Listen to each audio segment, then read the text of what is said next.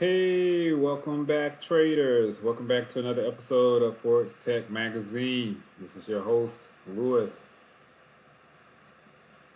I want to welcome back all of our day one participants, all of our day one viewers, and also all of our new viewers that are coming in and just now finding out about us. And welcome you all of you guys in.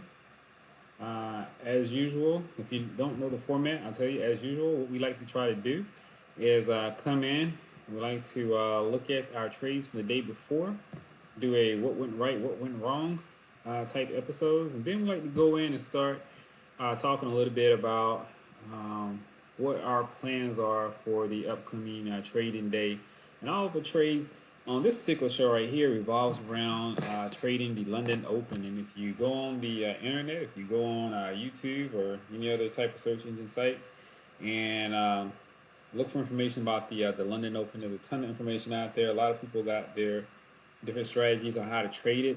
The main universal like principle with trading the London Open, no matter what strategy you use, is based on the fact that during this time the London market is opening up, right, which is pretty much the financial hub of the world, and there's a ton of money coming into the markets at that time because there's a lot of transactions that require currencies to be traded from one currency pair to another. So typically, when that happens, it gives way to a great opportunity to potentially ride the wave up or ride the wave down for a currency pair, as there's a ton of money coming into the market. So, good opportunity for you to make a couple extra dollars every morning, just kind of finding what the overall general direction is going to be for that day, and then going in and choosing a pair accordingly. Now,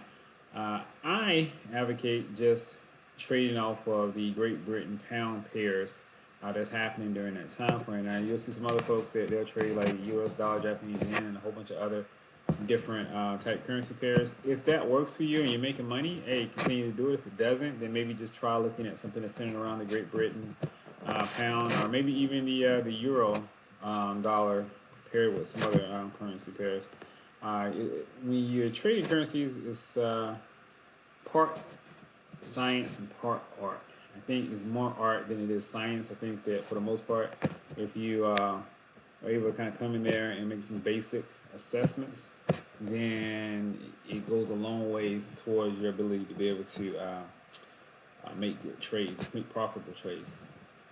And as always, before we get too far along into the episode, what I like to do is just kind of throw out our disclaimer here. The information that you're going to be receiving from us, and any information that you have received from us, and any information that you will receive from us, will solely be for the purpose of education and entertainment. We're not in the business of giving financial advice, nor are we trying to give financial advice, and none of the information that you receive from us in any shape or form should be considered to be financial advice. If you need financial advice, we recommend that you go and seek the services of a licensed, competent advisor. Right. So now that we got that out of the way, let's go ahead and get into this. This week right here has been pretty challenging. If you see on the screen right here at the bottom, our net profit so far has only been $1,112, and I think we started out the week at 3,800.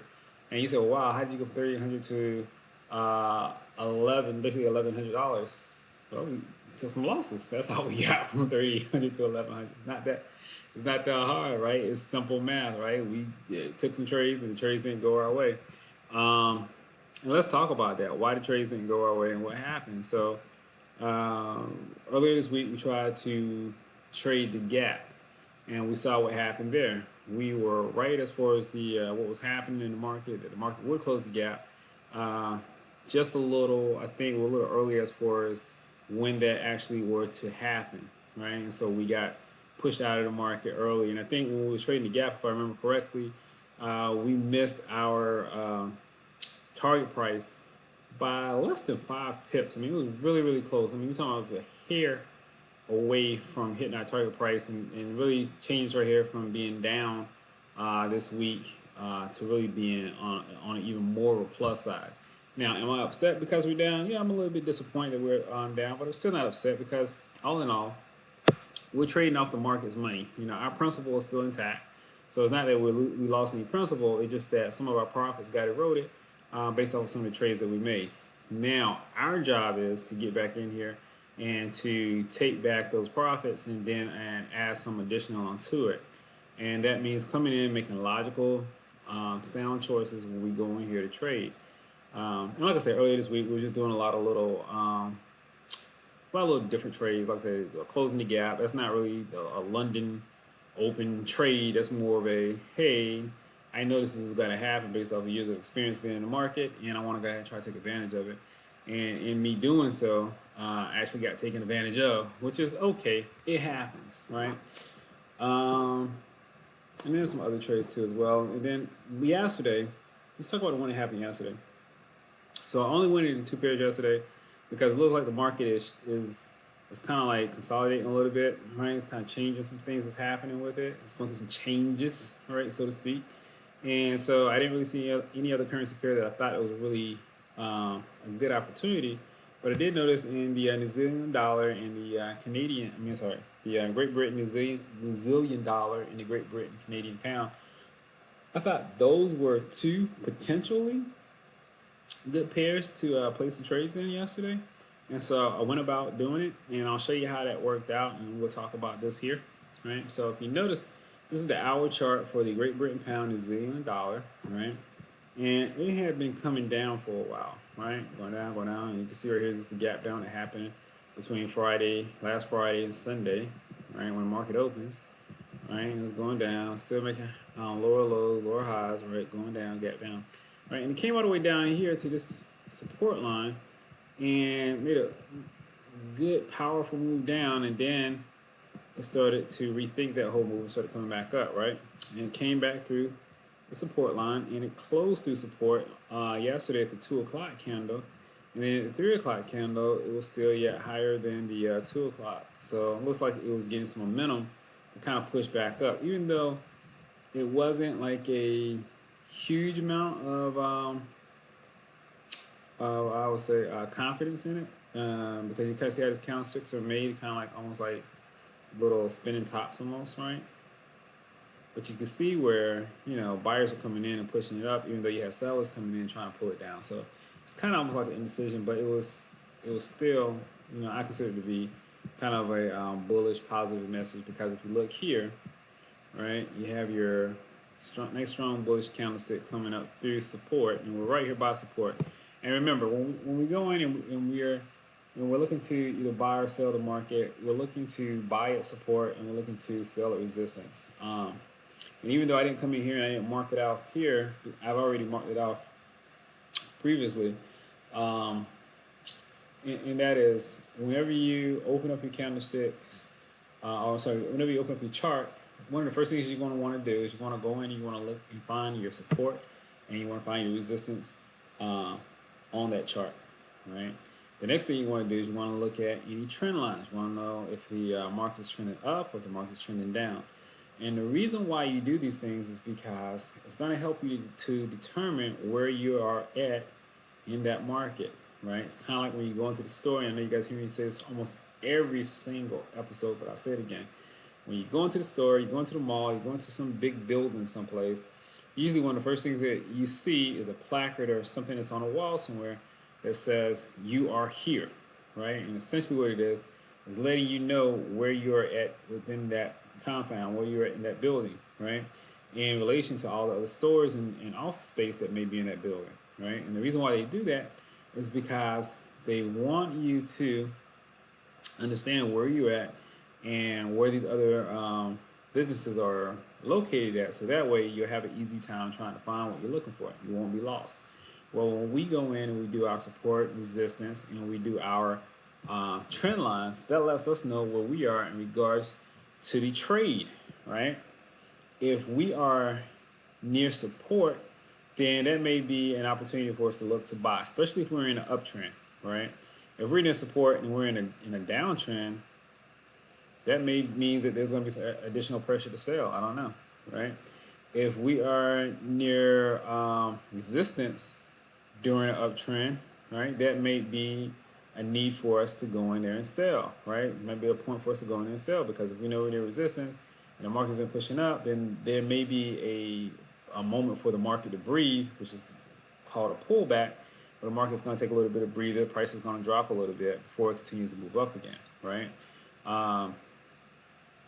If we're in a downtrend, right, and price is near resistance and we're going down, still may be the same thing. It could be an area where market is going to be going back down, and it also could be an area where price is going to make a U-turn. It's going to break through that resistance, and it's going to start doing a pushing up, right?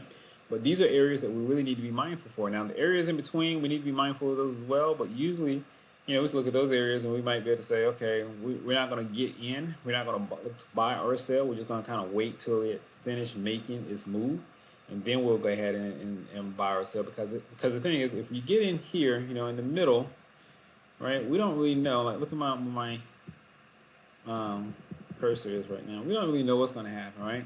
This thing can continue on its way down, right? Or, it could U-turn, go back up a little bit more for a couple more weeks or a couple more hours, and then finally make its way on down. You just don't know. And getting caught out there in the middle can sometimes be a really rough move to make. So what I like to do more of is try to buy somewhere close to the bottom and then sell somewhere close up to the top, which would be resistance, okay? So now, with that being said, looking at this right here, at the 2 o'clock candle, we came through support, right? And the 3 o'clock candle, we're one candlestick away from what was typically would be considered to be a bottom. It's our support. So with that being said, I thought that, hey, you know what? This is something there where we could potentially make some money at. Something whereas, okay, our target price was up here, right? At the 2.01362, right?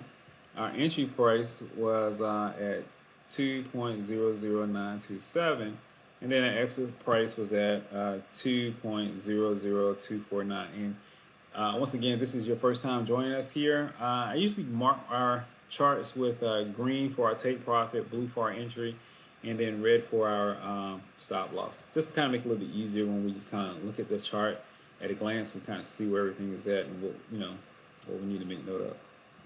At any rate, you can see our price continue to move moved up until it hit our entry buy, and that was at about 6 a.m. Yes, about 6 a.m. on Tuesday, and it went up again for another up at 7, and then at 8. At 8, that's when it started the move down, right? And I said, oh my goodness, what in the world? And you may notice up here at the top, I got like these little different box open up here. And the reason being is because I did not witness this when it started this downward movement. When I got back from being out and about, that's when I saw what had happened. And I said, oh my goodness, well, what happened, right?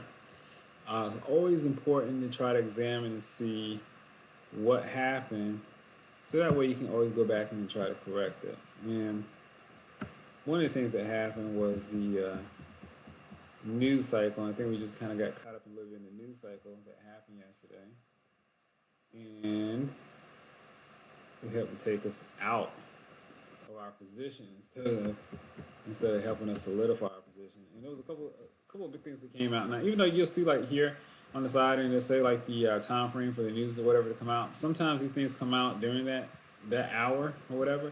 Sometimes it may come out later. And one of the things that I noticed was that we had some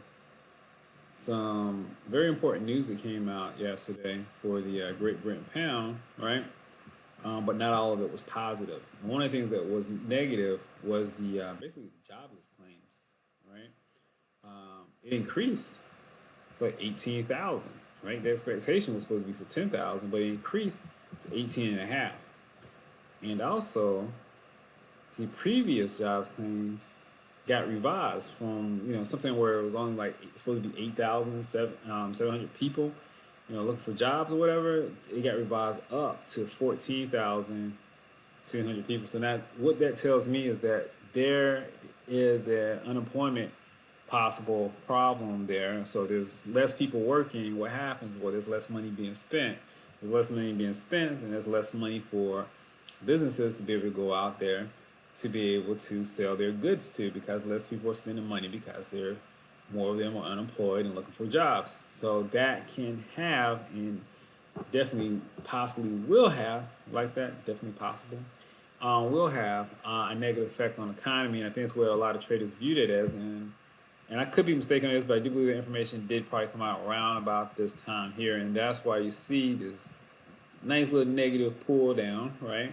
And as the information kind of disseminated through the market continued to continue to drag on the market, right? And that's kind of where we're at right now. Now, you ask yourself, you say, well, now, Lewis, what could we have done differently to prevent that from happening? The only thing we could have done differently to prevent this from happening is just not trade on the news cycle, period. Because if that would have came out positive, we would have hit our mark, and we wouldn't be having this conversation. The conversation we'd be having today is about how smart I am, and wow, I must be a freaking genius because I'm just killing it, right? But that's not the conversation we're having today. The conversation we're having today is like, damn, I'm Lewis, what went wrong, man? What are you doing? And I'm telling you what I'm doing is that I'm still going in. I'm making a logical assessment of the market. It's just that the market happens to interpret the news in a way that is counter to my analysis of what the market was supposed to do, right? And it happens. It's one of those things. There's nothing you can do about it. I mean, it barely touched our entry price, and then once it did, it proceeded to go down downwards. And once again, it's one of those things. If you know something's coming out in the news, is probably in your best interest to just not even trade the news. Just hold off, wait, and come back in later. There's nothing wrong with not being in a trade, right? And like I always tell you, I think I told you several times before, some of the best trades you ever make are the ones that you actually don't get into the market, right? The ones where you sit on the sideline and you just kind of say, hey, you know what? This doesn't look good. I'm not gonna come in here. I'm not gonna try to force it. I'm just gonna wait until the market kind of clears itself out, and then I'll get back in at that time, right? And of course, had I done that, like I said before, it'd be a different conversation than what we're having now, right? But that's okay though. We're not worried about it. Why are we not worried about it? Because we got the skills to pay the bills, right? We understand how trading works. We understand how to trade, and we're going to get back in here. We're going to trade this thing, all right, to profitability. And it's not a problem. It's not scary. Like I say, right now we got house money that we're playing with. Right? Our principal is not touched, so therefore, we get back in here. Use our good money management skills, right, and trade this thing back to the original balance that it was at the beginning of the week, which is 38.05, and then, we'll get the 38.05 plus more. Not a problem. Anyway, everybody get a good look at this. All right, hope you have. All right, so I'm just gonna clear the screen on out because I like to try to keep these charts as clear as possible. So when I get ready to go back in to make my analysis at the end of the night, I'm not looking at old stuff that I put up the day before. So the next one was the Great Britain pound, Canadian dollar. Great Britain pound, CAD. All right, so same thing here, right? You look on the chart, you'll see where we have the black lines are the support resistance areas. The red line is the stop loss. The blue line is the entry price, and then the green line is the take profit. Okay. Now this one right here. Oops, trying to get some coffee. Once again, looking at this particular currency pair,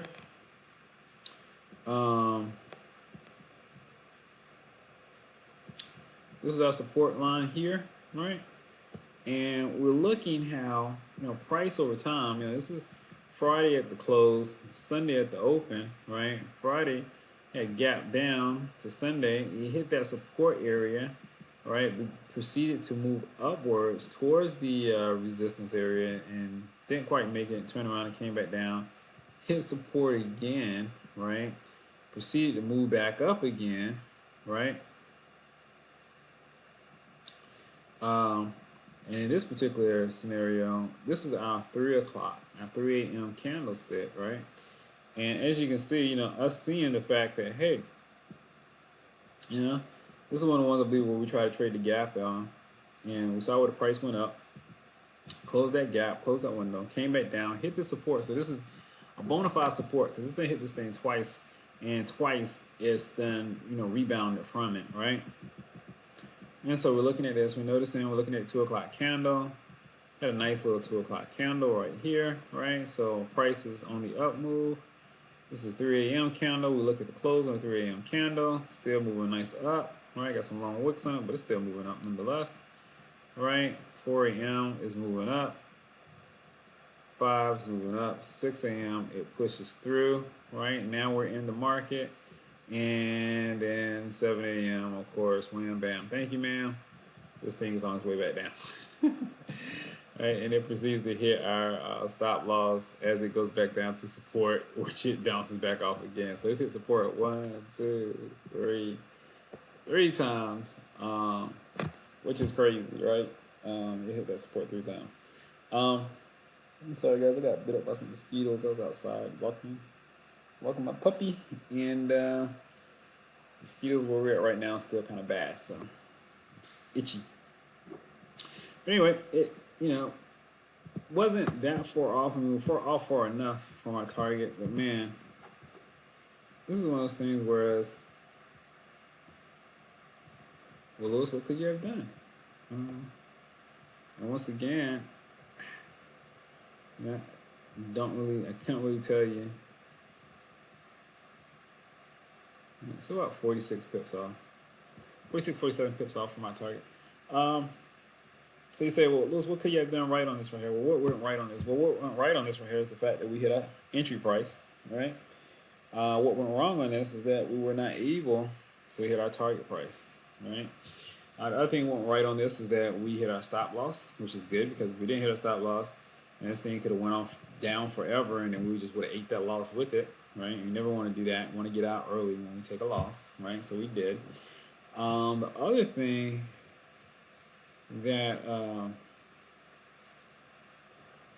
so is there anything else that went right with this? No, I think those are pretty much the key takeaways. That one, our entry price was hit. 2, and our stop loss was hit, which gave us that downside protection, which is what we always want whenever we trade, to help us manage our money and to be able to stay in the game and longer, and to be able to get back in the game whenever we take losses. The only thing we could have did better for this right here is, like I said before, stay out of the market when there is one, no real clear trend, and 2, when there's a news cycle out. And when I say there's no real clear trend, and this is what I mean. So if we look at this right here, right, we got in at the 3 a.m., right? But if you look at this, what's really going on here? I mean, the market was up, right, because it was pushing up. Now it looks like it's a pullback, a gap down.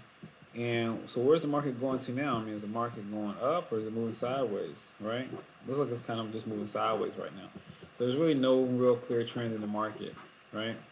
And so based off of the fact that there's a news coming out and there's no real clear trend in the market, probably would have been a better idea for me to just kind of stay out of this one right here, right? But once again, I was trying to trade it just based off of some knowledge that, hey, you know what? We're right here near the bottom, right? It's pushing off, right? I believe it has a possibility to come up to basically this area up here, which is what you would look at was really kind of like another support resistance zone, but unfortunately was not able to make it to that point, right?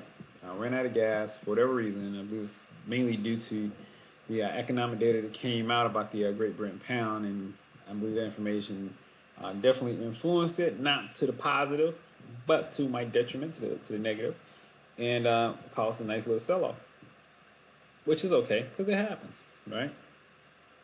And so the takeaway from this right here is that going forward, we're going to be a little bit more a little bit more restrictive as far as in what we're looking to trade.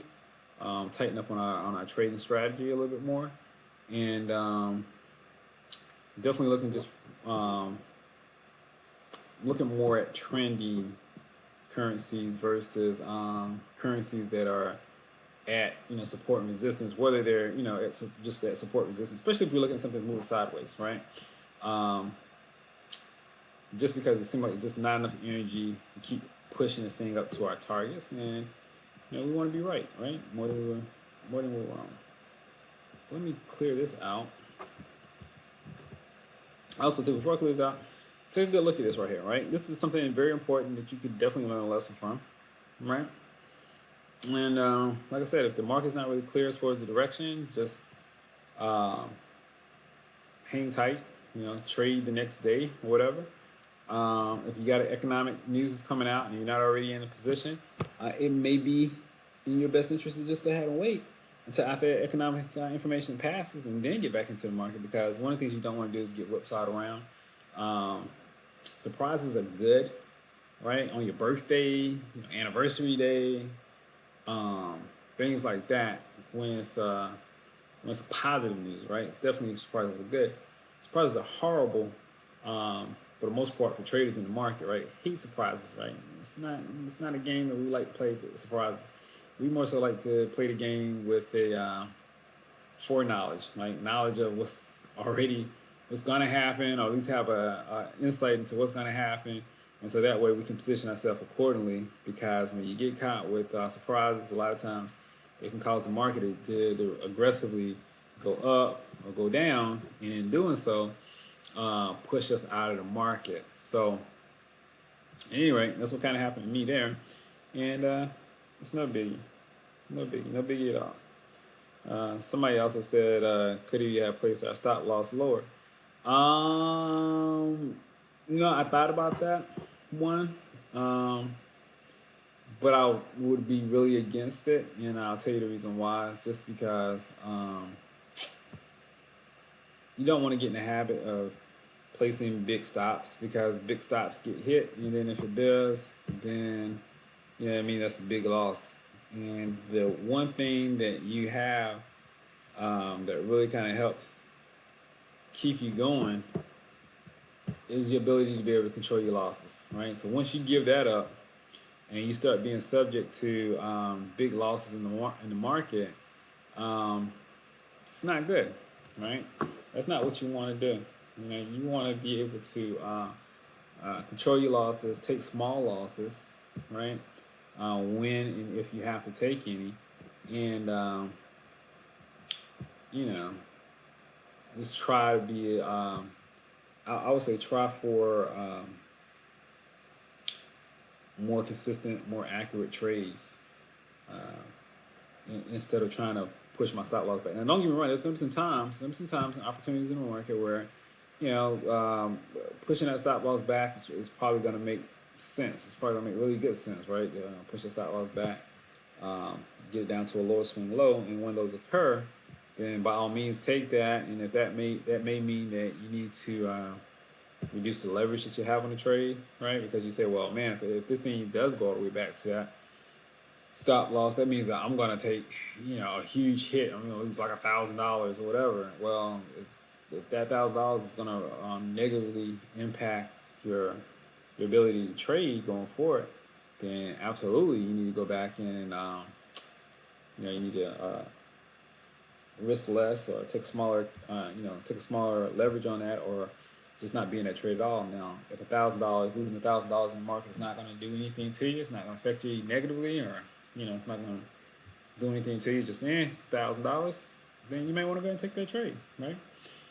Trading's up to the individual. You have to look at your own individual situation and determine based off of that, if taking this position is going to be good for you, it's going to be bad for you. Okay. So, at any rate, I'm going to clear this screen too now, right? And don't forget, guys, if you got any questions or anything about any of the stuff that we're talking about, hit us up online. You can email us directly at questions@forextechmagazine.com. The other way you could reach out to us is, hit us up on Instagram, follow us on Facebook. We're out there on Twitter. Of course, we have the YouTube channel. And then, of course, if you're up this early in the morning, you can chat at us on Twitch. Right? Love to hear from you. Love to find out more about what you're doing, what you're trading, what you're trying to trade. Look at some of your setups. And also, too, there's this information that I'm, you know, telling you guys that if any of this information sounds strange or foreign to you, do me a favor, go to our website, go to forextechmagazine.com and download the free, that's free, Free, right? Free Forex online course that we have there, right? It's totally free. Go there, download it, review the information, and improve your knowledge when it comes down to trading forex. Because on that course, what we're doing is we're giving away the basics of trading forex, right? So there's some basic stuff that you need to understand before you get in here and start using your real money with trading forex. You need to understand the basic jargon that comes with trading forex. You need to understand about the news reports and economic releases and stuff that are going to be coming out to help you become a better trader. Now, that doesn't mean that you have to delve 100% into the fundamental side of things, but it's good for you to be aware of what reports move the markets and typically when they're released. So that way, you kind of trade, plan your trading strategy around it. The other thing that's good to know is candlestick formations. How to come in and identify. If you got a bearish engulfing, or if you got a bullish engulfing, or if you got bearish tweezers, or whatever the case may be. So that way, when you get to these inflection points in the market, these possible U-turns in the market, right there at the support resistance lines, or right there on the trend line, and you start seeing a certain type of candlestick formation taking place, then you can feel a little bit more confident about placing the trade, because once again, we only have a finite amount of money, right? So meaning we have a limited amount of money that we can make trades with. And when we're looking at trades, we're looking at trying to make the best possible trades with the dollars that we have, right? And we want the one that has to offer us the highest probability for success, also with the lowest amount of risk that we have to take, right? And so the more information that you could absorb that can help you make that type of trade, the better it's going to be for you, right? Smart trader is a profitable trader, and profitable trader tends to be a happy trader, right? Unless you're just mad at the world for no apparent reason, okay? Then you can make all the money in the world from trading and you still be miserable. And that's bad on you, right? So with all that being said, let's just start looking. Matter of fact, we'll start just looking at this one right here, right? And what I'm gonna do, break out my handy dandy notepad. All right, that's a reference to Blue's Clues. Those of you who are fortunate enough to have kids, or who may even remember that from being a child, right? So, but anyway, so I'm looking at the Great Britain pound, Canadian dollar, right? I'm looking at it on a daily chart, and obviously here it looks like it's been a downtrend that was happening here, right? Let's see, scrunch this up a little bit. All right, so it looks like here was the high back in March, and it's kind of been just going down ever since, right? High, low, lower high, lower low, and then it's kind of like it's been going sideways since then.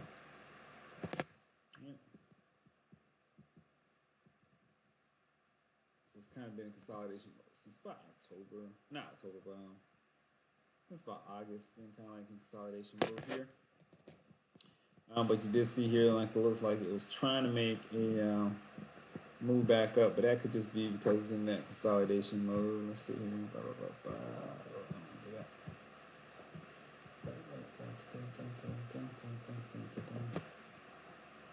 Oops.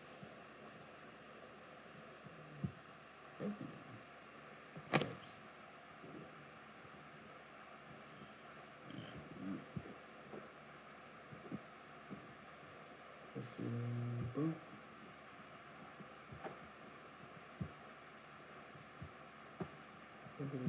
And for those of you who are just joining us, folks, like I always say, you come in, find your support and resistance on the chart before you start trading chart. Now, typically what I do is I always look towards the left and try to get this current pricing information just out of the picture because I don't want to see it when I'm going in here making my decisions.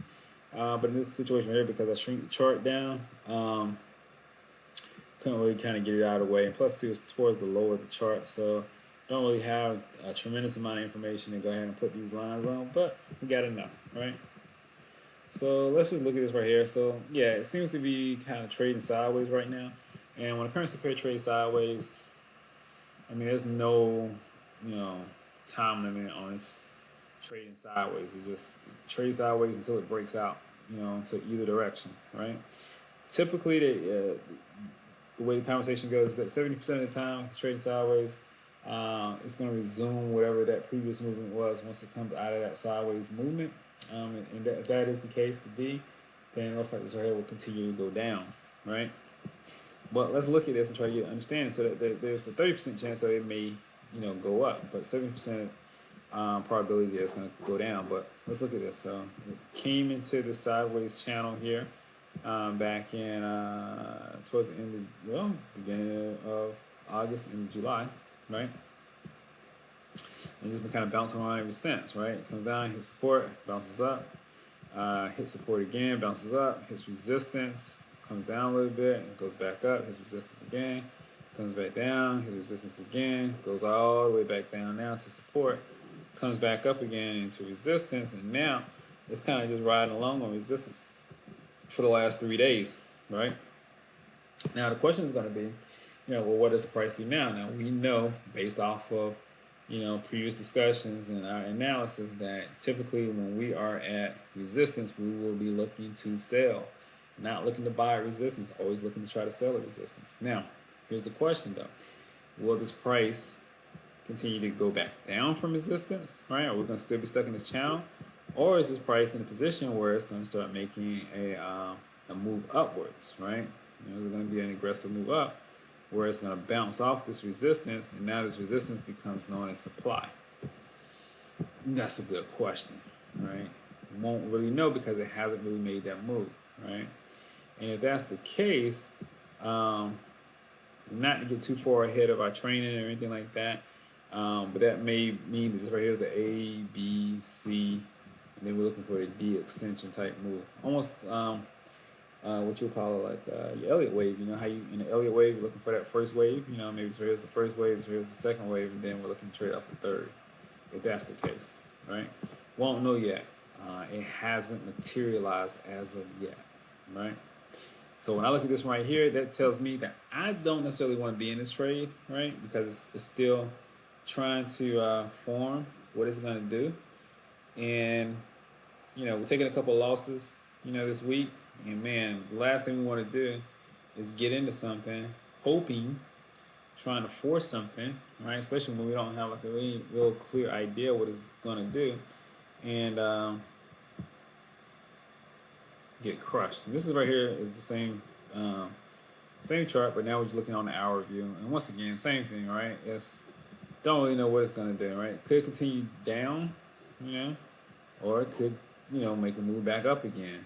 And right now, I'm just not really willing to commit either way. And I think a big part of this right here is the market is just trying to figure some stuff out, because we got economic information that's coming out later today, right? Matter of fact, before we get out of here, not before we get out of here today. Actually, after we get out of here today, it's going to come out. I believe it's around about 4:30 Eastern Standard Time. Yep. We got the Consumer Price Index, which is huge once again because the Great Britain economy, they want to know if inflation is creeping in to their economy, and if it is, then it's something that they definitely need to be concerned about, right? And that's definitely something that could cause them to raise interest rates at some point. But they also have to be mindful of the fact, though, that they had that increase in jobs claims yesterday. So that can make the economy pretty tricky going forward. Plus, not to mention the whole thing with Brexit. So, you know, I personally recommend staying out of really all Great Britain pound pairs until at least 4:30 a.m. So after this news come out, but maybe even a little bit longer than that. So anyway, let's go back in. So that one's that one. Let's look at the next one. This is the Great Britain pound, New Zealand dollar. And once again, I mean, it's just moving sideways, right? It's kind of consolidating, right? It's no real range. I mean, it was moving down, right? Right? And it could still continue to move down, right? Or, you know, it could turn around and move back up, but there's no real movement. If we look on the daily chart, right, and we put in our, let's see, all right, so look on the daily chart. Notice what I did. I just knocked the price or the information for where we're at as of today off the screen, so I'm not looking at that. And all I'm doing is I'm coming over to the far left and I'm just putting my support and resistance lines in based off of where we're at on the far left. Nothing more, nothing less. All right.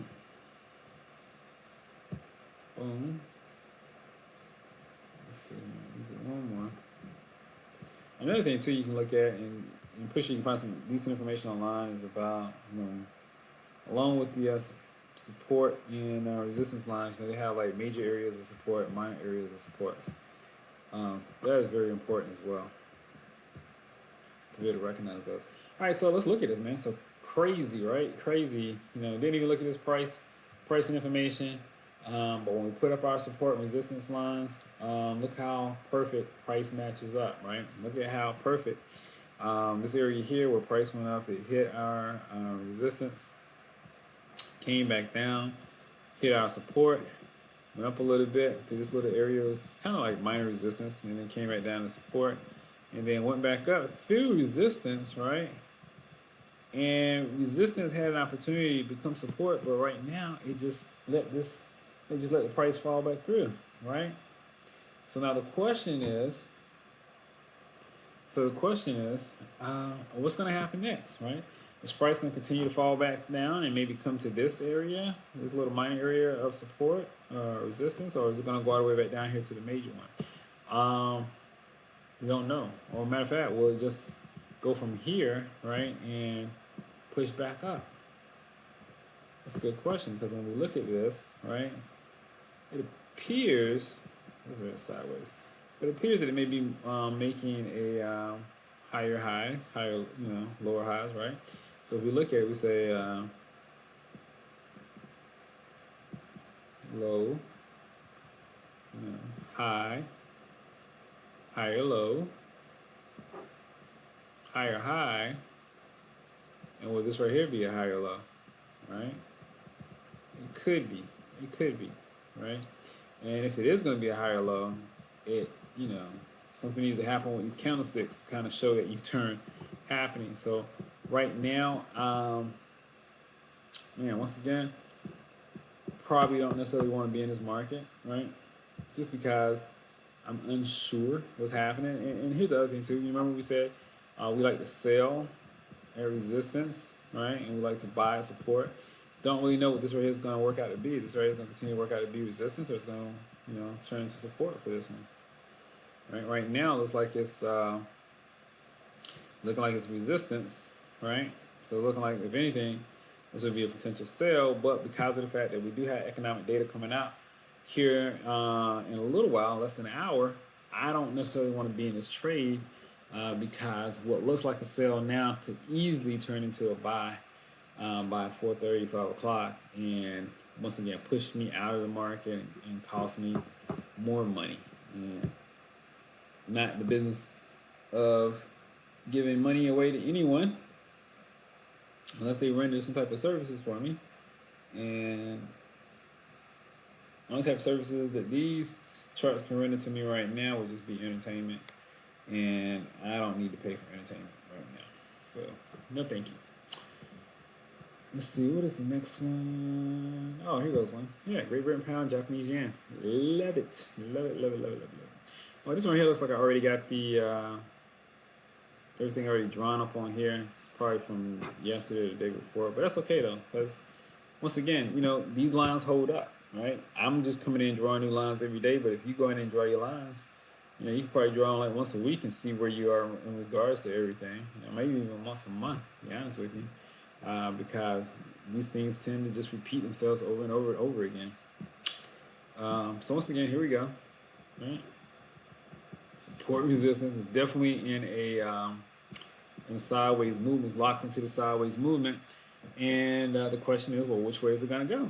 Right? It was moving up for a while, then it started moving sideways. And like I said before, typically what happens is price tends to move sideways after it's made a big move up, and then after it gets through resting, then it starts this next move, which would usually typically 70% of the time a continuation of what the original move was, right? So the original move was up.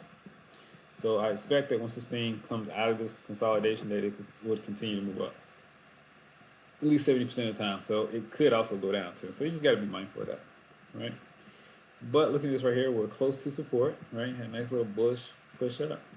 So this right here could potentially be a buy, with the price target being up here somewhere, resistance. But like I said earlier, right now, just because of the economic information that's going to be coming out about the Great Britain pound, I'm not really looking to get in any position today. I'm going to say this rate is going to be a negative. And plus, too, trading sideways can sometimes be a bit of a headache, right? Not that it can't be done, but it can be a bit of a headache because, once again, when you're in the middle of a trade, let's go look back at the hour chart. When you're in the middle of a trade, you just really have no idea what's going on. So even though this thing it's been pushing up, right, ever since, Sunday, right, went down a little bit, but came back up. It's coming back up, boom, boom, boom, moving sideways. Typically, you expect for this thing to at some point, finally make that completion, but it still may, drop down significantly between here and, between there and now, right?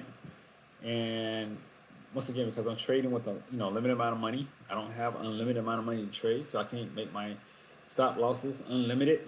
I like to stay out of this unless I was closer to the support, whereas then that would be justification there to go ahead and get in a buy. But because I'm not there, I think that I will just sit on the sidelines and look at see how this plays out today. So that one we're going neutral. The next one is the Great Britain pound, Australian dollar, and look at how this one looks almost exactly like the they're all pretty much taking the same shape, I think the market in a whole is just kind of sitting around waiting, trying to figure out what's going to happen, or what information is going to come out, how is it going to affect it, and before anybody really kind of goes in there and make any type of commitment. So everything's just kind of moving off to the side right now, which is understandable, right? Because nobody wants to be that person that gets burnt for a ton of money, right? Same thing here. It looks like you had an uptrend going in place, right, which is good. You can tell right here, it looked like it was, traveling sideways for a little bit. And this goes back to what I was just saying earlier, right? How, it'll start trending sideways for a little bit, and then after the market catches its breath, then it begins to make its move back into the original direction, which the original direction was moving upward, right? So you definitely got an uptrend going in place here, right? The question just kind of comes into play is, this thing going to continue to go up from here, or is it going to pull back more, back to this, back to where its previous highs were at? Which, if you're looking at the top wick, it already did, but we'll see. Because look at these candlestick formations here, especially in regards to where we're at on the chart, doesn't give me a ton of confidence to get in here and start buying. So once again, I'll sit back. I'll wait. I don't mind waiting.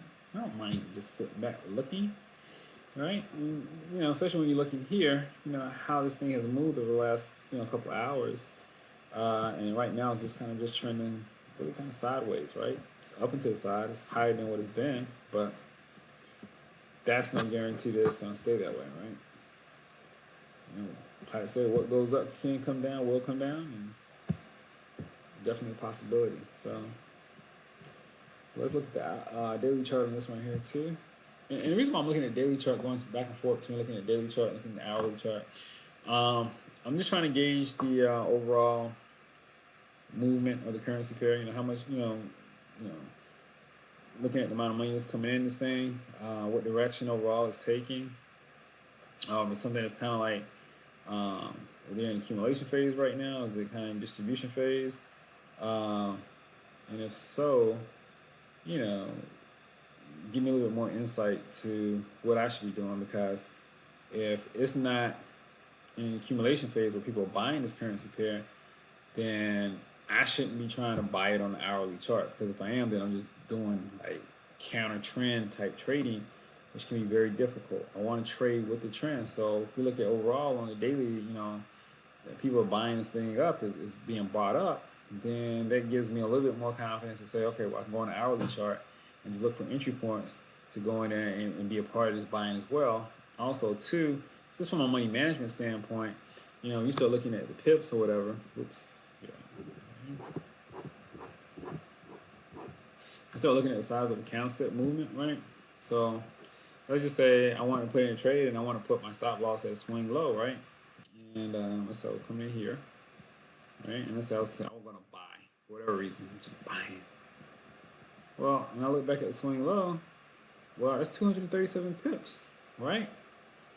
On a daily that I have to, put that risk. And if it's $10 a pip, it's 2,000 and some dollars, right? That's crazy, right? I don't want to risk 2,000 and some dollars. That'll totally take me out of my money management situation, right? But if I look at it from an hourly chart, right, could potentially be looking at doing the same thing.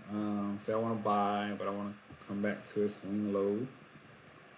Well, now it's like 17 pips, or in this case right here, worst case 77 pips, right?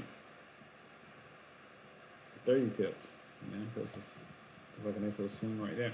So you get what I'm saying? That when I trade on a lower time frame, it can help me with my money management, so where I'm not risking as much. So I'm still able to kind of trade at swings, especially if I understand that the market as a whole is going up, and so I'm trying to buy into the market, and I want to place my stop loss at higher lows in the market. Now I'm not going to be taking on as much risk, right? But I'm still getting that protection of saying that, hey, market has to break a higher low, which would essentially mean that the trend is ending before I get pushed out of the trade by my stop loss, right? So anyway, let's let's look back at the daily chart again. So once again, we're right here by resistance, right? It looks like this thing is kind of moving sideways, starting to move sideways now. I mean, it moved up, definitely. And let's look at this charting software here. Oops, I'm gonna do that one. And also, too, folks, if you haven't already gotten the charting software, do yourself a favor. Go pick it up. Go get it. It doesn't cost you a dime to get the free version of it, right? And that's what we're using right now. We're using the free version of it. Once we start trading live, we're going to go ahead and upgrade that thing and put the paid version on there, which is only like $20 some a month. You got to make, you can make that back in like one trade, literally. And then the elite version of it is like $60 basically a month. And once again, that's like one trade, right? Where you're basically paying for your technologies, right? And the good thing is these charts have so much information in it, and it makes it so much easier for you to trade using these charts versus coming in and trying to do a whole lot of hand-drawing type stuff, right? And you just saw right here, I went in, I placed my trend line, and basically just one click, I found the low of the market, right? boom, clicked on that, and it drew it out for me perfectly, touching off all the candlesticks wicks, right? And it lets you see, helps you once again get a better idea of where you're at in regards to the market, right? And you see right here, you know, market is definitely trending up, right? Comes down, it hits the trend line, it comes back up, right? It hits that resistance, it comes down, and here's a really good combination. This right, I love these right here. When you see this, this is where your trend line intersects with your support and resistance area, and those are very powerful areas, a little inflection points to let you know that high probability of a U-turn is about to happen. Get ready to put your trade on. And as you see right here, it did, it intersected, and price immediately began to flow back up again, right? So it hits that resistance, and now it's coming back down again. And so the question becomes, right, you know, will price make it all the way back down to that trend line before it tries to test that resistance again, or will price just go ahead and move through that resistance and going up? Don't know. Don't know just yet, right? But that's a great question. It's probably something that should be more so answered once we get into the next hour and once this news release and everything comes out to let us know about what's happening with price right now. Okay. So once again, you know, looking at this one right here, I just got to tell you, it's something that I'm not excited about. Don't really see, you know, us trading this particular pair today. All right, so I'm gonna say I'm gonna stay neutral on this today. And guys, what I'm doing, if you're not aware of it, I don't know if I mentioned to you before, you know, keep a trade journal, you know, so that way you kind of keep notes about what you're trading and why you traded it, right? And the reason being is because this is gonna help you become a better trader, because you can go back and look at your journal and look at your wins, right, and see, okay, what the thought process was, but more so, you know, look at your losses and figure out what your thought process was, right? You know, what did you see in that loss that thought it made you think that this thing could actually be profitable, right? And what you're going to find out over time is that you're going to learn more and become a better trader, not because of your wins, but because of your losses. Because your losses are where your lessons are at. Your losses are what makes you a better trader. Because if you can learn from them, if you don't learn from them, then you're just an idiot. You know, ain't nothing you can do, right? But all of you are capable of learning from your mistakes, right? All of us are, right? Now, some of us learn a little bit faster than others from our mistakes. Some of us kind of just keep repeating the same mistakes over and over again because we don't really understand like why we're doing what we're doing, right? We don't understand it. And for those of you who are having hard times with this stuff, you know, we offer mentoring for folks that are having hard times trading, that need some assistance. Because once again, I think everybody is capable of being successful. I think the problem is that most people just haven't found out how to be successful yet. And having a coach, having somebody come in and talk to you, somebody comes in and kind of talk it out with you, review your trades, make sure that you're doing the basics, holding you accountable for doing the basics, right, on every trade, and not just letting you just jump in there and just start trading willy-nilly. That can be the difference between you being a successful trader and just being somebody who's getting taken advantage of by the market, right? And who wants to get taken advantage of by the market or by anybody? Nobody does, right? So, you know, we can definitely help you with that. The other thing I want to tell you guys, man, we've had such a great response over the last couple of weeks with folks writing into us, folks, you know, signing up, you know, viewership, you know, improving over time. Still not quite where we want to be at, but, you know, it's improving, right? I love it. One of the things that people have questions about and people really wants to get into is actually start trading with live money. And I'm proud to announce that's what we're going to be doing probably starting next week. We're going to go in, we're going to open up an account.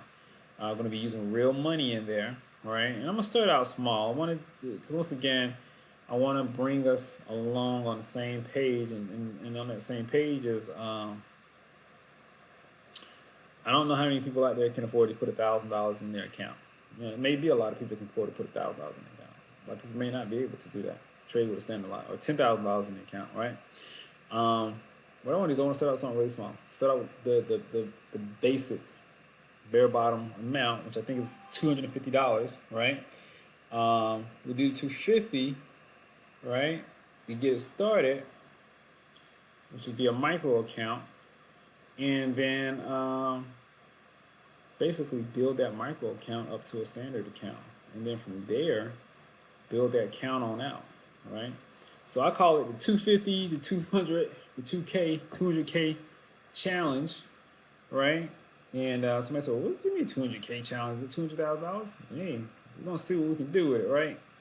Not making any promises, not making any guarantees, but if we can, it's gonna be for some exciting TV, right? Some exciting television. So tune in and invite your friends and family to tune in as well. I'm still going to be trading, doing the London Daybreak strategies on the, you know, during our 2 o'clock. I'm sorry, our 3 to 4 time frame. But then throughout the day, I'll be doing some other strategies, put some other strategies in play to try to build that account out, right? And we'll talk about some of those other strategies that I do. I'll definitely share that account information with you. I'm probably going to even do a what is it, a MyFX book, so that way you can see the actual account balances. So that way it's like a third party verification of what's happening inside the trade. So you're not just taking my word for it. You're actually able to see for yourself how that account is growing out. You can see the trades that we're making. I want this to be exciting. I want this something that you guys can see, because I think it's important for you not just to see all the good sides of trading, but also see the negative sides of things. And that's why I share, everything. I share with you when I win, share with you when I lose, because I want you to understand the mindset behind it. And I also want you to understand that when I lose, there's a lot of information that comes from that I use to go back in and readjust my trades and to make sure I'm not making that same mistake over again, right? And then also don't panic when I lose, because I understand that, hey, as long as I understand the basics, as long as I understand how to trade, that any money that I lost to be made back again, right? And then some. And that's key. A lot of times people lose money and they panic and they start making dumb mistakes and they get emotional about their trade, and pretty soon they're wiped out of the trade. But the person that's able to keep his head or her head, or her head, is really going to be the person that's going to come out on top in this game. Okay. At any rate, guys, listen, I want to thank each and every one of you for tuning in again today. And for those of you who were not able to tune in, but you're looking at the replay of this broadcast, hey, thank you as well, right? Don't forget to take the opportunity to reach out to us. We'd love to speak with you. Also, don't forget to download or to register for the Smart Trader software. Just full disclosure, we are an affiliate of this company. And that means that whenever you do take the paid version of it, if you downloaded your subscription through us, then that means that we would get compensated for it. And once again, it's a small amount. It's not like we're making a killing. That compensation that we get from you using the paid version, that helps us go in and do the R&D to be able to try to go and get more technology for you guys to be able to use to become better traders, to try to help generate better courses for you guys to be able to become better traders, and then just really to be able to keep this site up, because where else are you going to go where somebody's sharing with you their trades in real time on a regular basis and trying to help you become a better trader, especially in Forex, right? A lot of times what you're going to see is people coming in after the market is closed or before the market opens, right, and start telling you, well, yeah, if you'd have got in back here and put the trade in there, you could have made, oh my goodness, 1,000 million billion pips, and you'd be X amount of dollars rich right about now. What's that about? That's not helping you. That's not helping you. That's not making you a better trader. That's looking back, and anybody can look back and say, if I'd have did this, I could have got that, right? But how many people actually come in during real time and looking at it and trading with you and saying, hey, listen, you know what? I don't think this is a good market to trade today. Let's trade it tomorrow, right? Because too much news is coming out in the market today, and it's going to have an effect one way or the other. And let's trade with the trend and not try to trade in this congested market right here, right? So anyway, if you found value from this at all, please follow us. Go online, like us, at Facebook. Follow us on Twitch. We'd love to have you, and we'd love to have you back again to be with us. always try to leave something positive on a positive note with you guys. And once again, I just really love this quote from Zig Ziglar. He's a great man. Gave me definitely helped me through a lot of negative days in my life. Listen to his positive messages, and one of the positive messages that he had here again is about fear, right? And he says fear has two meanings. Right? He said the first meaning is for some folks it's the forget everything and run, right? And then he said the meaning for other folks, right, is face everything and rise. And I encourage you today to really kind of think about which group are you in? Are you in that group that you forget everything and you run whenever you get faced with something that you're afraid of, right? Maybe it's the fact that you're trying to learn how to trade, but you're afraid to kind of get into the market. You're afraid to maybe work with a coach, or you're afraid to just trade because maybe you tried it before and it didn't go so well for you, right? Or you're the type of person that face everything and rises, right? You type of person that says, hey, you know what? I never traded before, but this stuff really interests me. So I'm gonna go online, I'm gonna download the free course, and I'm gonna learn more about this stuff. And hey, once I feel like I'm at a good spot, I may even go ahead and participate in the mentorship because I feel like that, you know what? I could use it because I know this is what I want to do, right? Folks, if you're not in the face everything and rise category, I encourage you to try to set some goals, to do what it takes to get you there, right? Don't let your fear govern your life, right? And definitely don't let your fear set your goals in life, right?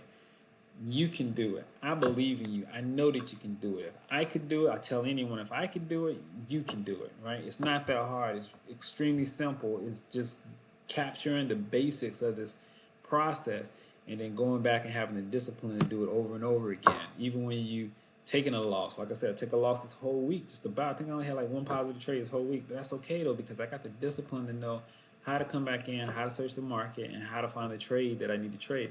I'm not emotional one way or the other. It doesn't matter to me if I made, $10,000 off of a trade. I'm still gonna feel the same way. Will I be happy? Yeah, I'll be a little happy saying that. Okay, yeah, that's pretty cool. But the same thing if I took a $10,000 loss, I'm gonna be a little bit upset and be like, I'm little P, what happened? But at the same time, though, I'm pretty even killed because I understand that that 10,000 loss can be made back up again, right? But here's the thing: I'm not looking to take a $10,000 loss in any given time because why is that? I make sure I practice good money management. If I took a $10,000 loss, I had multiple trades going on at the time. It's not one or two trades that's gonna ever do that for me, to me, right? I don't think even 10 trades would do that to me, or even 20 trades probably would do that to me. It's gonna take a lot of trades for me to take that type of a loss, right? And best believe when we're looking at the probability, the laws of large numbers.